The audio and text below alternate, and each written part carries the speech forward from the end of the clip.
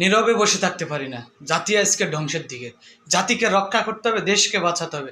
আরে মানুষই যদি না বাঁচে তাহলে দেশ বাঁচবে কি করে? স্বৈরশাসক ফিরআউনের হাত থেকে দেশকে রক্ষা করতে হবে।